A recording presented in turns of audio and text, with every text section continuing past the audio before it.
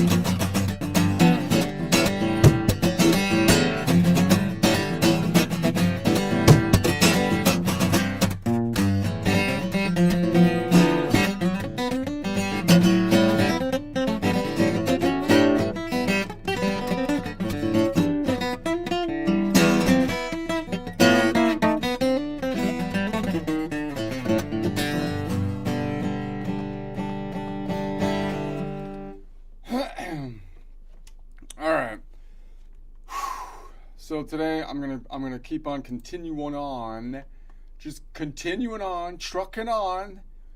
Ain't no one stopping this train from going forward, because I'm moving, because I got the momentum. Got the momentum here. I'm going from the Aeolian, and we're in the middle again, and we're gonna go backwards. Last time we did a lean forward, which is like a D shape, and then up, and then back, and now I'm gonna go into this quadrant, which is like the most difficult quadrant to build in, because normally you build going forward in this way. So I think here we might run in. This will be like the most unusual quadrant, basically, and it might lead us to force us to use this as the pivot point more often, and go behind it and in front of it here. So we'll kind of test that out. That's my most people's, I think, least quadrant to be working with to build chords from. So it's something that might be worth checking out, because it might be less explored territory than other territories, like the Titanic on the bottom of the ocean. Let's just hope that our ship doesn't explode, because if we try to go down there to visit it and our ship explodes, the whole internet will laugh at us, apparently, and that would be lame. So let's go ahead and bring this up to the top here. I'm going to do my quick joke practice first, and then we'll move forward. So I'm going to go one more. This is more like a rant. So I'm still on my categories thing. So my theory is that the deconstructivists they don't know how to categorize things, and it's messed us all up. Now we're all confused. Everybody's confused because and see, this is what I'm doing with the music thing too. Words are a tool, that they should actually mean stuff, because that helps you use them with other people, so that they have some vague notion of what's in your mind. But when you mess up all the words, I feel things get messed up. Okay, that's my thesis of this one. Okay, so this is what I'm thinking. I keep on feeling like the definitions and categories we get from the mainstream media are totally wrong, and they're getting it from academia. Academia has lost their mind. They no longer know. They don't do any kind of logic anymore. It seems like so. I don't think these words. I don't think these words mean what you. This is the reaction you get when you listen to these people. He didn't fall. Inconceivable. You keep using that word. I don't think it means what you think it means. Am I the only one that I get that feeling all the time? It's like, you're using this word. I don't think it means what you think it means. So for example, we've got the classic, the fascist term. So we've got the fascist term. We've got the, I guess, Christian constitutional Bill of Rights believing, I guess, a conservative term that's out there these days. You've got kind of the classic hippie term. I've got some animation on these two. And then you've got the younger crowd, which is, they label it's loosely anti-fascist. So they're anti-fascist seems to be some of the current labeling that we seem to kind of see around. Now, if I do a quick search on these, I'm not a smart man, Janae, but I feel like if I was just to look at these two on the end look similar. I wouldn't ask them for a favor if I needed a place to sleep or something. That would I would probably go to ones in the middle. So so this is where it gets confusing, because it seems like the mainstream media is saying these two are the same, almost equivalent, but then this guy is kind of similar to just a fun-loving hippie person kind of thing. Seems to be that seems to be kind of like the narrative you get. But if I was to just superficially look at it, I'd be like, I would stay away from these two guys at all costs for the most part. If I was injured, if I had like a lame foot or something like that, then I would make sure to steer clear, because so then I'd probably ask for help. That's what, just from the looks at it. Okay, so that's, and then you also have then the category of like the old school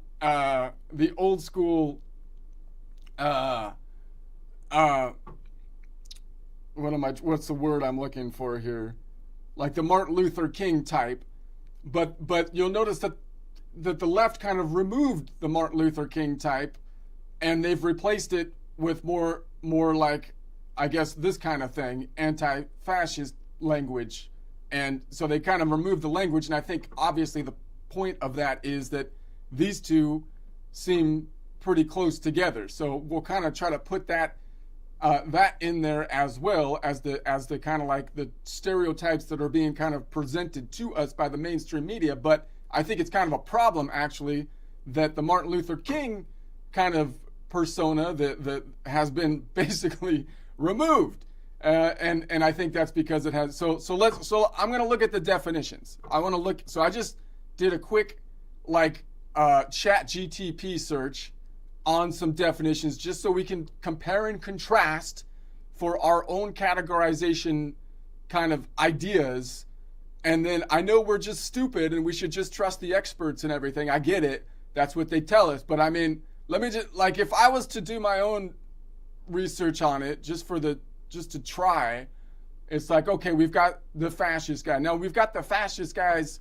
Now, there's different kinds of fascists that started in Italy and all that kind of stuff. But when they're calling you a fascist, they're saying you're like 1930s Germany fast. That's the picture that they're trying to paint on you, right? That's what they're so let's define it. We've got the authoritarian rule, strong central power, usually under a single leader or party with little or no tolerance for political opposition. So we have ultra-nationalism, intense promotion of national unity, often defined in terms of race, ethnicity, or culture, and hostility towards perceived outsiders, suppression of dissent, control of the press and speech, censorship, and violent representation of critics and political opponents, militarism and mass mobilization, glorification of military strength, paramilitary groups, and the idea that the nation must stay in the state of struggle and readiness, and so on. And then economic or social, state direction of the economy. So it's going to be centralized control is what they want typically. And of course, because you would think it's a power thing. And then cult of a cult leadership kind of situation. So the personality becomes more important than the policy. And then we've got the classic uniform. What do they look like? You've got a military style tunic and jerkins. You got the Sam Brown belt. You've got the breeches. You've got the tall boots. So you've got the boots are the classic part of the whole thing. And then you got the peak caps. You got black shirts, brown shirts, and then dark blues and greens are the typical for the old school kind of thing. Okay, so political and social behavior, suppressing dissent, shutting down opposition party, jailing or intimidating critics, censoring press and art, propaganda. So we have consistent rallies, parades, posters, and radio speeches to glorify the state and so on, military and daily life, uniforms in school, military drills, persecution of minorities, scapegoating ethnics, religious, or political groups, encouraging discrimination and violence, economic organization behavior, state control is what they typically going to want, centralization of power, and interpersonal. We've got groupthink rituals. You got chants, salutes, slogans to enforce conformity, silence, doubt. So surveillance state is also going to be part of that. What about the hippie? All right, so let's analyze the hippie. Now, the reason I think of the hippie is because the hippie, at least aesthetically, tried to be away from the fascists. So I think basically what we have here is we had, and I think we had some communist basically propaganda in our schools trying to say that one side of this political spectrum is fascist, the other side is communist, and the middle is the Democratic Republic. So if you're trying to get further away from fascism, you should be a communist, is what that framing would be. We know Hannah Arendt says no, totalitarian is centralization of power is one of the primary components. So I think the hippie aesthetically is as far removed as they can be, and maybe the communal concept of living together kind of works for a small group, I mean, to some degree, but it doesn't scale, which is kind of the problem. So let's just see generally the hippie, right? A hippie was typically a young person who rejected mainstream social norms, especially materialism, conventional dress and grooming, and traditional career and family expectations. Hippies sought personal freedom, communal living, and spiritual and creative exploration, often opposing war. So they're often going to be then no war at any, pacifists. So key cultural elements: peace and love, ideas of nonviolence, harmony, universal love, the slogan "Make love, not war," alternative lifestyle, communal living. So we've got a communal living, which kind of leads to the idea of communism when you scale it up. The problem is it doesn't scale properly, just like the family unit doesn't really scale. So that's where it runs into problems politically, in my opinion. So special experimentation, so interest in Eastern religions, Hindi, Buddhism, gets mixed in with, so you get kind of a hodgepodge of different spiritual systems. Psychedelic exploration, you got the LSD, you got the drugs, you got the marijuana, shrooms. Artistic expression, music festivals, and so on, and closely tied with anti-war protests. So obviously they're kind of linked to some degree with anti-war kind of ideas. What do they wear? They're wearing their clothing, I think, is where they were most successful at looking least military, right? You got the bell-bottom jeans, you got the tie-dye t-shirt, the fringed leather suede, the long flowered skirts, accessory beads, headbands, round whatever, peace symbols, flowers, and sandals, and so on. All right, so that's the hippie. Political, on the political side, they're peace activism, civil rights and environmental causes, alternative economics, so bartering, free stores, and so on. That's where it gets in trouble when they get into politics because, again, it doesn't really scale. Interpersonal culture, casual openness. So they're usually open, friendly, peace and loving. Language is what they would like to at least aspire to, you would think. Nonviolent conflict resolution, so they tend to not like violence personally or on the political side, you would think. So, okay, hippie. Now let's look at the anti-fascist. So it's kind of a loosely termed term, but we're going to loosely define it as anyone who, this is what chat says, anyone who organizes or acts to resist, stop fascist ideologies, groups, or activists. So now we have a whole group here. Obviously, this kind of thing you would think also was a thing when you had fascism in like Italy and Germany and so on but part of the issue possibly with a group like this, especially when you're in peacetime or non, is that it's, if you look at the definition of it, it's not pro anything, it's only anti something. That means that what if you win? There's nothing there other than being defined by the opposing group, right? So that means that the definition's kind of ambiguous because it's dependent upon the other person. They're reacting to the other group and defining their whole movement as anti something instead of for something, in which case you might be against something because you're for something, but you end up with a problem, it seems to me, at least in normal times, if you're identifying with a group that's derived its meaning simply from opposing something as opposed to building something. So you've got direct action.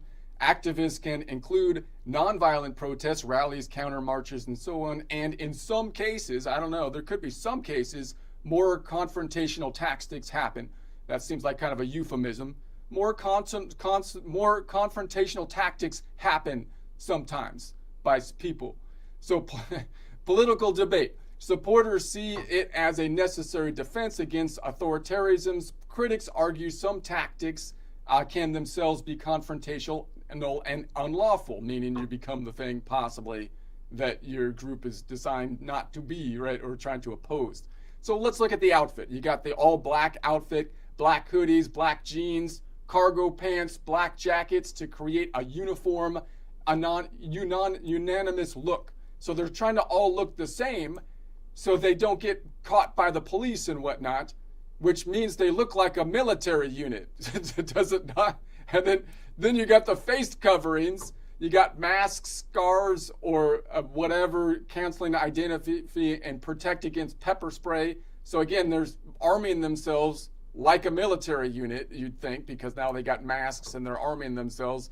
So now you've got beanies or hoods for warm anytime and blend in with black clothing. You've got sturdy footwear. So we've got black boots, sneakers, or combat style shoes. So now they got their boots, which again, it seems like a military type of aesthetic on the clothing side of things. You got gloves, possibly, sometimes for warm grip or protection from chemical or something like that. Accessories, you got your backpack carrying water, first aid, Google and stuff. So now you've got, seems like a military gear style backpack, instead of, doesn't look like it's got Pokemon on it. Doesn't normally have Pokemon on it or something like. You got your Googles, you got your umbrella used as shields to block cameras. So that's going to be a new thing they didn't have back in the day because no one was so worried about people taking pictures of them as they commit crimes or something, I guess, right?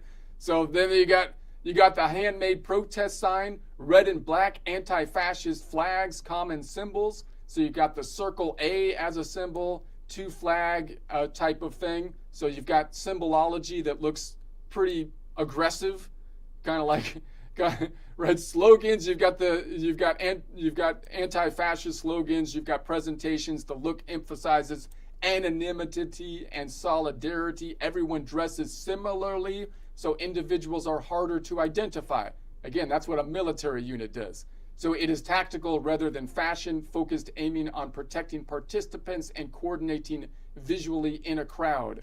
So the messaging and culture, the use of symbolic art, graffiti, so they use graffiti and paint and whatnot, and they use intimidation tactics, possibly, such as doxing, showing up to people's houses, and that kind of thing. Okay, so that's intimidation. Let's look at the constitutional conservative. Now, I'm defining the constitutional conservative as a Christian, but it could be a Judeo-Christian, I would think, in the same kind of category, that thinks that the Constitution was built off of Judeo-Christian values and they believe in the Bill of Rights. So by definition, they believe in the Bill of Rights, that all people have those rights if you're a United States citizen at least, and the underpinnings of the constitutions and the general teachings of the Bible, which you can argue how they're going to interpret that and so on and so forth, but those are the fundamentals. So someone who emphasizes strict adherence to the U.S. Constitution as the supreme law of the land, often favors limited federal government, separation of powers, and protection of individual liberties as written in the founding documents. So they believe in separation of power, not centralization of power, possibly because they believe in the idea that power corrupts, and so the best system is to separate it. So may prefer organizationalist or textual approaches to constitutional interpretation, reading it as closely as possible, meaning they actually have some respect for the wisdom of the people that created the Constitution. They might have some good ideas on checks and balances and why they're necessary, possibly. So Bill of Rights. So if we look at the Bill of Rights in particular, which you would think would coincide with biblical values for the most part, because there's supposed to be inalienable rights given by God to people bypassing human law to some degree, because they're just natural rights, specifically highlights devotion to the first 10 amendments to the U.S. Constitution. So you got freedom of religion, speech and press, rights to bear arms, due process and fair trial, protection from unwarranted search and seizure, state rights and limits on federal power. So notice that some of these things obviously go strictly against what you would think the fascist would be thinking, because the fascist is going to use intimidation and control to obviously manipulate people as the anti-fascists also seems to be picking up in an argument to take out the fact. But if you're the constitutional person, they're going to say, well, you got freedom of religion and freedom of the press. So, and then right to bear arms. That doesn't mean right to use them on other citizens, right? But due process and fair trials. So they believe that if you're going to condemn someone, that you have to go through the due process. You can't just intimidate them or social justice, take them out, or something like that. Protection from unwanted search and seizure. So state rights and limited federal government.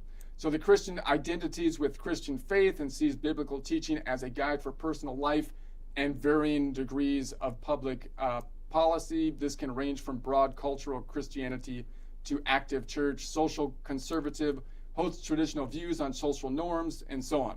All right, so that's the general idea. Everyday clothing, what do they look like?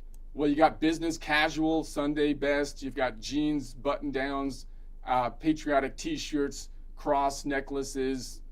We've got practical footwear, occasional Western rural looks, dark suits in a formal situation. They might be carrying that good old Constitution, possibly the Bible, common visual symbols, American flag, Christian cross, pro Bill of Rights, and so on. So what's their civil policy? On the public policy, active voting, advocacy, so they actually encourage people to participate, emphasizes constitutional rights.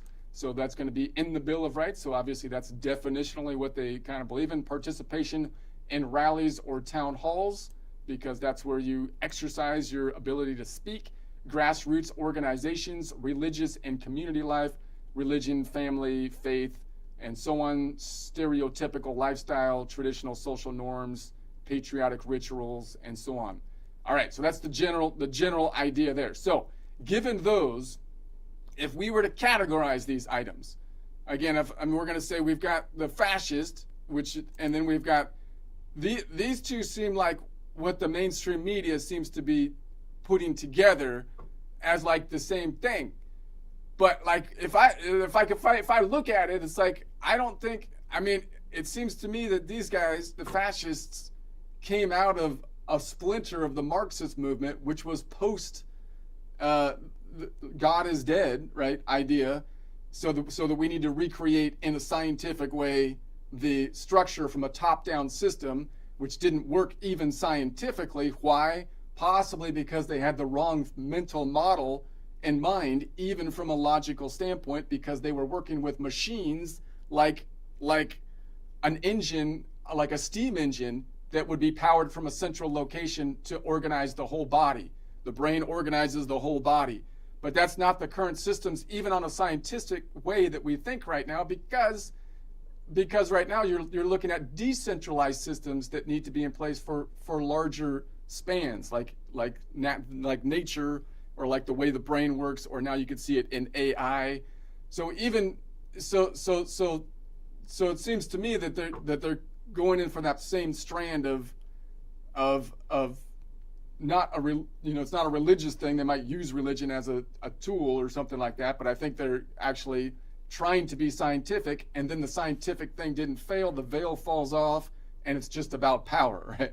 And so, which I think those are opposite. Now the hippie, like I say, that you can look at them and say, well, look, the hippie is totally different than the fascist. However, politically, the hippie runs into a problem, and I think this is what actually happened to us, and that is that the hippie wants to believe in commune living, where everybody shares everything, which should coincide, you would think, with communistic ideas, where you're just going to redistribute everything to everyone. But the problem is, if you give all the power to someone to redistribute, then you get a centralization of power.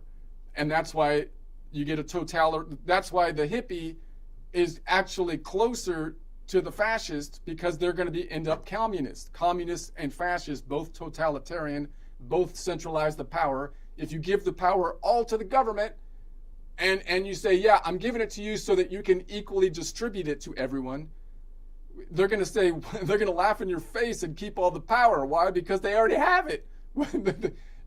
So human nature, just someone's going to take the power if you put all the power into a central point. So the hippie thing kind of works on a maybe on a local level, like a family unit can possibly work in a commune situation, but it doesn't scale, and we know that even scientifically. So I would actually say the hippie is closer to the fascist from a political standpoint, although in their personal life they're kind of as far as and then you've got the anti-fascist, which again looks a lot like the fascist. Why? It seems like they've identified their whole idea or their whole being on combating fascism, which maybe you can kind of do that in a world where you're clearly but in peaceful times, that seems like your organization has no actual positive goal, right? So that means that this person's tactics looks like exactly the same as the fascist type, right? They look the same. They got the boots, they got the military dress, they got the masks on. They're gonna hide their identity. They're gonna go around intimidating people, and so on and so forth. That's so it seems like to me, like what do I have in my clip here?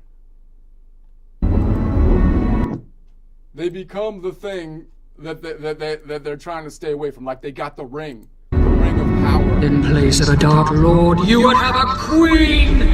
Not dark, but beautiful and terrible as the dawn! Treacherous is this deed! Stronger than the foundations of the earth!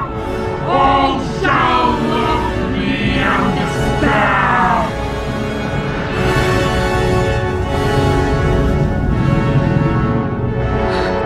So that's I think that's generally what happened. Like the general thing here, where if you give all the power to the central area, that seems to be. So to me, I feel it should look more like this.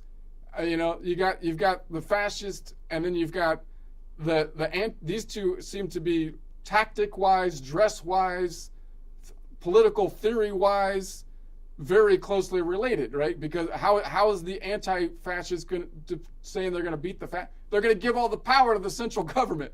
What's that going to result in? Totalitarian, at least somewhere down the line. The hippie looks different than the fascist, so she's managed to get as far away that way. But politically, it's going to wrap around because she's bought into the false notion, in my opinion, that I was taught as well in some places, which is like fascism's on one side, communism's on the other, and we're somewhere in the middle with a democratic republic. Wrong, right? That's not the way you want to look at it, because both fascism and communism are kind of offshoots of the same thing. They fight each other historically, but that's like saying I'm gonna denounce the Compton Crips by joining the Bloods or something, right? I'm gonna denounce the cartels, the Mexican cartels, by joining the mafia, or they're the same thing, right? They're gonna fight like crazy, but they're basically they have the same tactics. They're doing kind of like the same thing. That's the same to me. That seems like the same as the communism and the fascism. They both are centralizing the power. And once you do that, it's going to corrupt, and you're going to end up at some point in totalitarian realm. That's what it seems like to me. So the opposite, if you want to get as far away from the fascist as possible, you don't become anti-fascist. That just makes you turn into the thing that you're trying to fight against. You don't become a hippie, because then you're going to try to become communist. What you do is you say, no, we already have that. That's called we've had it since, that's called a democratic republic that has natural laws. That's how you get as far away from the fascist idea as possible. I know I'm not a professional here. I should consult the professionals, but that's my naive interpretation. And then I still think like a Martin Luther King character has been kind of removed, which shouldn't be the case, from the narrative of the mainstream media. And that's because obviously the speeches that he made that resonate so well, in my opinion, are actually are based on biblical values. And he basically made the argument in those speeches that the Constitution's right. The Bill of Rights are correct. They line up to biblical values. It's just that you're not doing that. And then the people said, "You're right. We're not. We wrote it. It's written down properly, but you're not doing it." So we have to. So that's what the argument was. But then obviously now they changed the argument and said that they changed the definition. It's no longer equality under the law. They're changing words to like equity under the law and this kind of thing, which leads to weird stuff. I think Thomas Sowell is the person to look at on the detriments to everybody involved with those kind of changes that you can argue. But that's why they kind of abandon. You don't hear Martin Luther King anymore and his major speeches because they line up to the Constitution. So in my opinion, this guy over here in our current time, if he was living in Martin Luther King time, they'd be on the same page because their values are derived from the same place, the Bible, which then manifested in the Constitution, the Bill of Rights, natural laws. And if Martin Luther King, judging just on his speeches, because I know people try to argue his personal life is different or it changed or this or that. I'm not, just looking at his speeches, you would think that if he was living in the current time period, he would line up basically with these guys because, again, because they're drawing the logic from the same baseline scenario, right? The Bible was used was generated, the Constitution, in essence. Natural rights are generated from basically that idea. Everyone has natural rights, need to have equality under the law. So you would think they'd be on the same page in different time frames, given the different circumstances of the different. That's my interpretation. So the categories are messed up. I still think we have a categorization problem on things. They don't seem right, and I, as is per usual, have the proper categories that people should adhere to, or at least think about. That's what I feel like. All right, let's get to the thing. It's my rant for the day.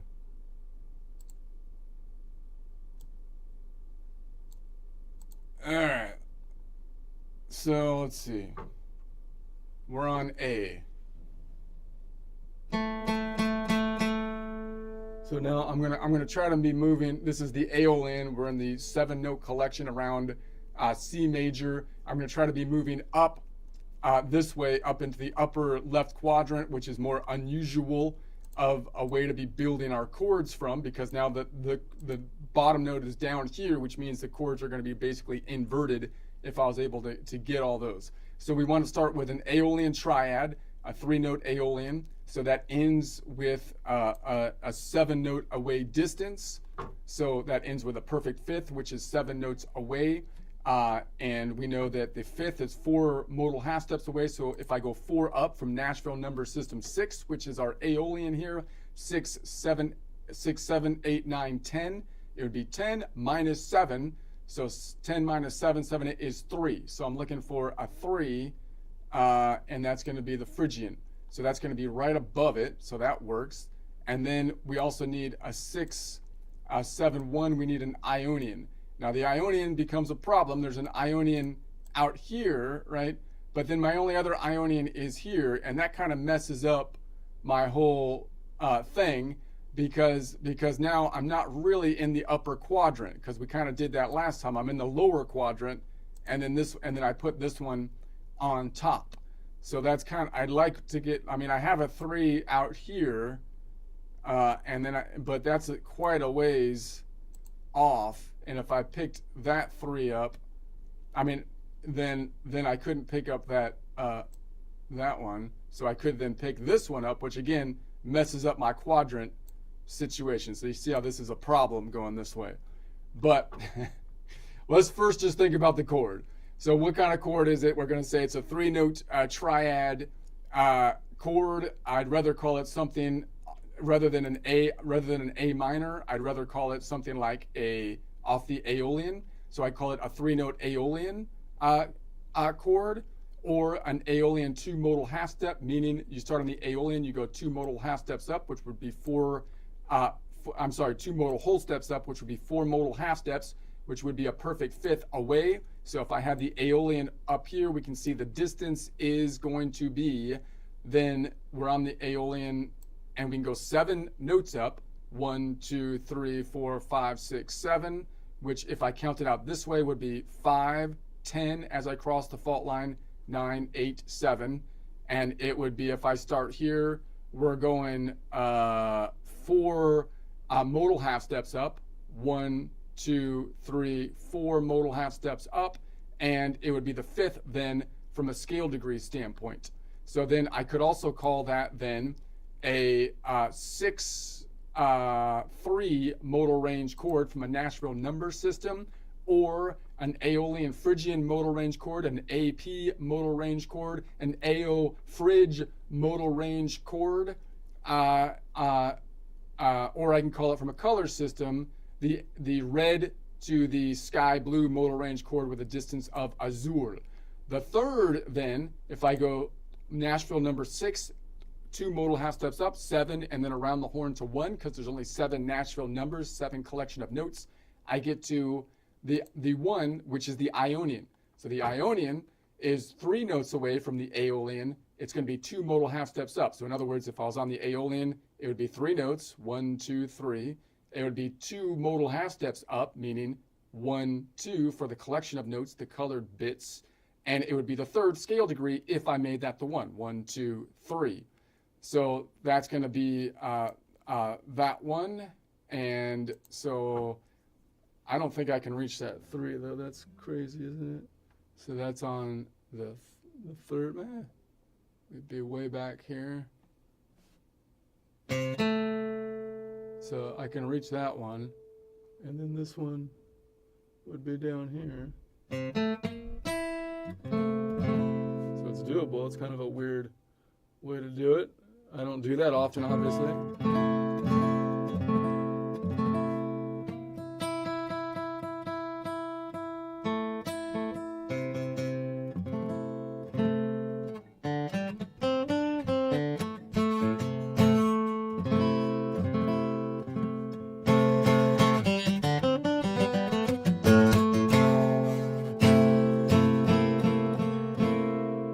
Doesn't sound right to me. Am I doing something wrong?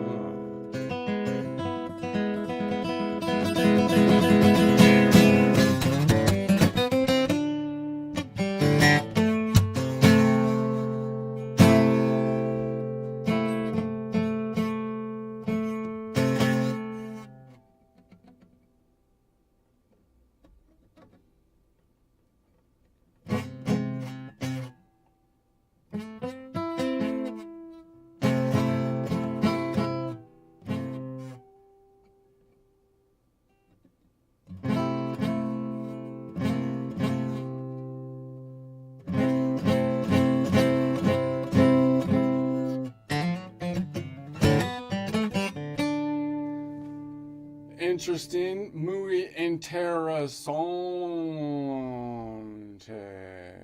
What if I put this one up here? Then the 5 would be here. That's not in the right quadrant. It's not in the right. Then this one's down below. It's not in the right quadrant. But so it kind of gets messy. All right, well, let's stick with that weird thing. And let's add the 7. So the 7 is going to be 6 modal half steps up. So if I'm on the 6, 6 plus 6 is 12, and 12 minus 7 to get in the local distance is 7, 8, 9, 10, 11, 12. It's going to be 5. So we're looking for Nashville number system 5. So there's a 5 here, which again is way out there. The other 5 happens to be right behind it. That's not helpful. We have one down below, so maybe I can do that one instead, because then again, now that would make this the like central pivot point. But let's first think about what the chord would be. So that would be an A minor 7, but I'd rather name it from the Aeolian node. So it would be an A3 modal half step, or a 3-note Aeolian chord, or an A3 modal whole step, meaning 3 times 2 would be 6 modal half steps. So you can see the distance here is 10 notes away from the Aeolian node, 6 modal half steps, which is a minor 7. Meaning if I was on this Aeolian and I go 10 notes up, 1, 2, 3, 4, 5, 6, 7, 8, 9, 10, I get here, which is the Mixolydian. I could go 6 modal half steps up, 1, 2, 3, 4, 5, 6, getting to the Mixolydian. And if I made the Aeolian the 1, this would be 7. Okay? So then,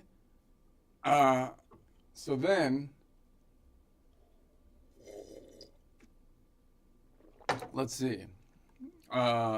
That's the distance. So I can call it then, by Nashville number system, 6-5 modal range chord, an AX modal range chord, Aeolian Mixolydian modal range chord. From a color system, a red to a magenta modal range chord with a distance of fuchsia. The distance is, see, I memorized the wrong thing before. It's fuchsia is the difference. The distance. Fuchsia. I'm trying to pull up my color work just to double check. I know it's right. I don't need to double check. I know it's right. I'm just gonna look. All right, you go ahead and look. I'm totally confident. Okay. I'll tell you. All right. So then, okay, so that's right. So then, okay. Am I wrong? Am I wrong? No, you're not wrong. You're just a jerk. Not wrong. I'd rather be a jerk than be saying wrong stuff. I'll tell you that.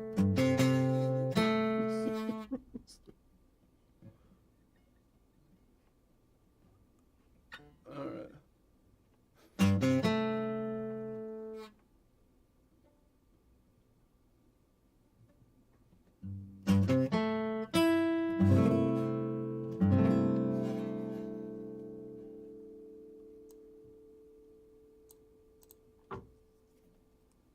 Pick that 5 up.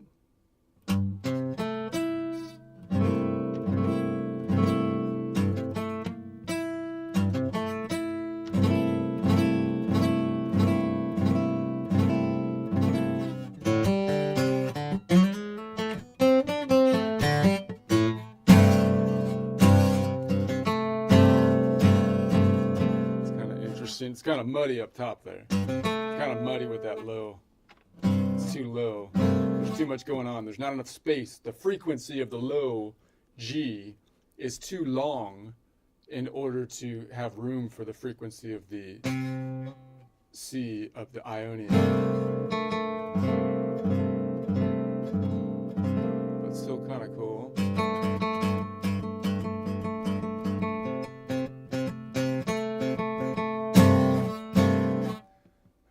Through the okay, what if I tried to grab it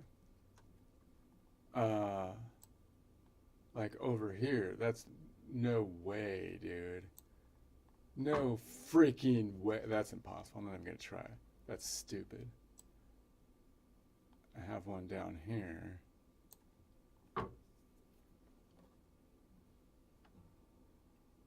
So if I bar that whole thing off, I can grab the 5. Could I bar all the way down to that? Be easier if I don't do the 5.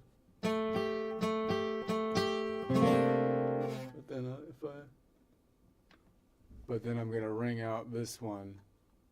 This one's not in key, so I have to hit that one. I need to hit that maybe, or that, so it's in key.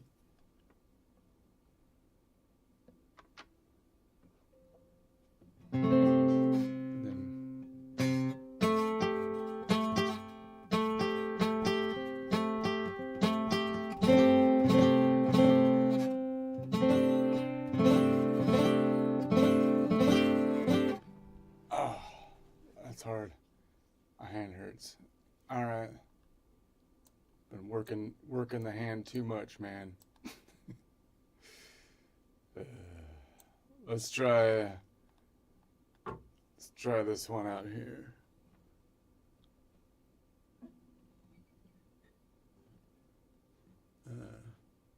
No way. No way.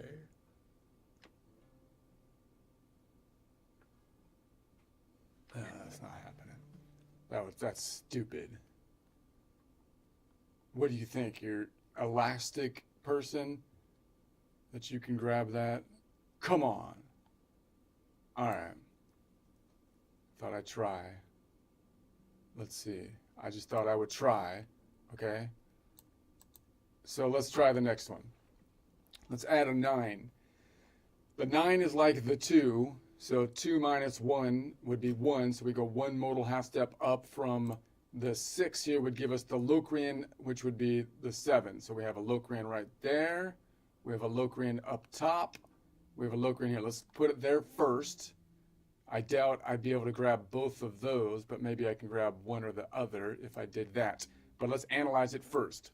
So Locrian, so what would that be? Then that would be an A minor 9 chord, or from the Aeolian node, it would be a 5-note Aeolian chord or an Aeolian 4 modal whole step chord, meaning you start on the Aeolian, go 4 modal whole steps up. 4 times 2 is 8, and then 8 plus 1 would be 9, noting the distance here is 2 notes away from the Aeolian, meaning if I'm on the Aeolian, 1, 2 gets me to a Locrian, and it's 1 modal half step, meaning if I'm on the Aeolian and I go 1 up from the 7-note collection, then I get to the Locrian, which would be the second or major second if I add if I make that the 1, and that's the normal distance of the second for all of the modes except for the ones that live on the back of what I call the house shape over here, that being the Locrian and the Phrygian. So even the Aeolian has that major second. It's the only major in the main minor's only major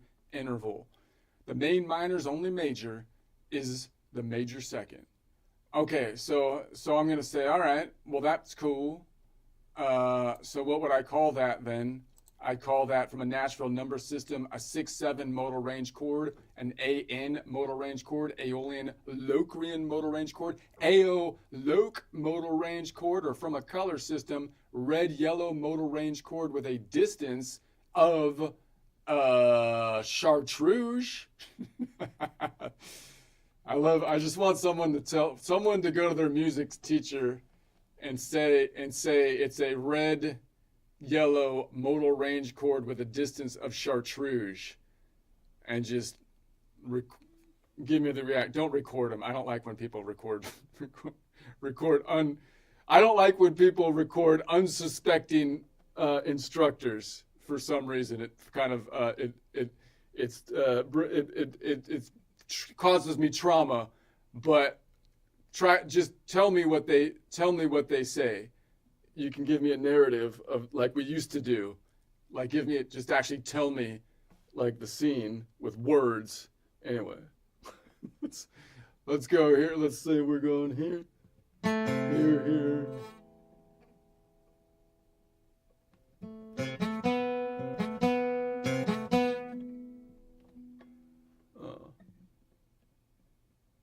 That's hard. I don't think that's not a very practical thing to do. It's doable. It's doable. You could stretch your fingers out. It's a good stretching exercise. But you're not going to get the 5 that way. You might get the 5 if you really stretched your fingers out. No, but I'm not going to get the 5. Okay, is there a better way to do it? There's got to be a better way, man. There's got to be a better way. What if I went up here? Then I have that. I could go boom, boom, boom. That's doable. But it's kind of like that low register, so putting that 2 on the top, it's kind of...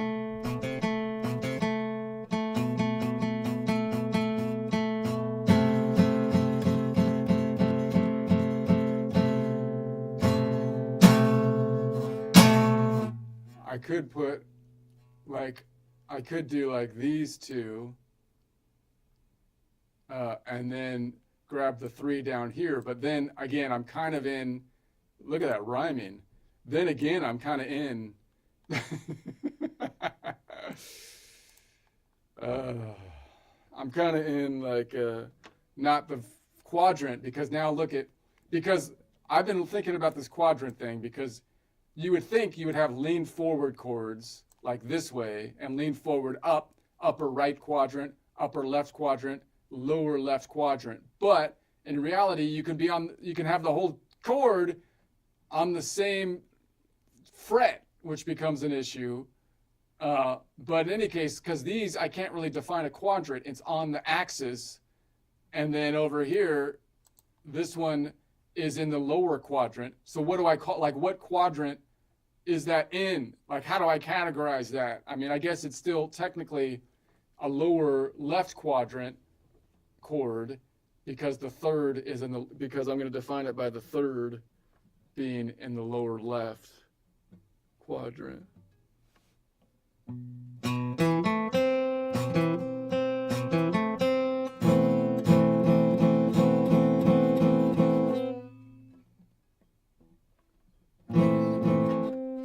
Could bar this off as I do. Just bar it. So reverse bar. And then I pick up another A and another Phrygian down below. If I do that. All right, that's cool. Let's say we go from 7, 9, now I'm on 11. 11 is equivalent to the 4. So 4 minus 1 is 3. So Nashville number 6 plus 3, 6, 7, 8, 9. 9 is over 7. 9 minus 7, 7, 8, 9, 10 is 3. So I'm looking for the Phrygian. I thought I already did the Phrygian, didn't I? No, you did not do. The Phrygian is the 5. What went wrong? 7. The 11 is like the 4. 4 minus 1 is 3. 3 plus 6 is 9. And 9 minus 7, 7, 8, 9 is 2. Looking for Dorian. Looking for Dorian. All right, there's the Dorian. Okay. So now I got that, and then I could pick the third down here. And I still got the 7 back there, and maybe I can even pick this one up. Now, notice, again, I'm having a problem here, because I'd still define this chord as like a lower left quadrant chord, because how was I defining it? Because I want the third out here to make it an upper quadrant. I mean, I guess I can kind of, like, if I pick the 5th up top, I can claim, but that's not even in the quadrant either. I got to have this third in it to make it an upper left quadrant chord, because that's my definition of the chord. So then, if it's in the upper quadrant, so then I can't pick up that Dorian right there, but I could pick up the Dorian down here. I have a Dorian back here, or this would be the easiest way to go, right? So I pick up the Dorian like that. I'm probably not going to be able to pick up this like that. So anyways, what would we call it? It would be called a 5-note, it would be called an Aeolian, it'd be called an A minor 11, or a 5-note Dorian, 5-note Aeolian chord, or Aeolian, it would be an Aeolian 4 modal whole step, because you start in the Aeolian and go 4 modal whole steps, which is 4 times 2, or 5 modal whole steps, and 5 times 2 is 10 modal half steps. Yeah, that's right. So let me think about it. The distance here is 5 notes away from the Aeolian node. Aeolian 1, 2, 3, 4, 5 gets me to the Dorian. 3 modal half steps from here. 1, 2, 3 modal half steps. 4th scale degree if I make that the 1. And this then distance could be 5 plus 1, 12, or an octave up from the Aeolian. 3 modal half steps, or 7 plus 3 would be 9 modal half steps, which would be a perfect 4th or 4 plus 7, 7, 8, 9, 10, 11, perfect 11th away. Calling that then could be a Nashville number 6-2 modal range chord, an Aeolian Dorian modal range chord, an AD modal range chord, color system red to spring green modal range chord with a distance of, it should be aqua. I think that is aqua. Aqua. Okay, let's try to grab it. Running long on time here. You're running along on time. You're breaking your own rules, man. You gotta get. All right, that's okay. I've got time. Got work to do. I could grab the. This two up top. My practice session is my work.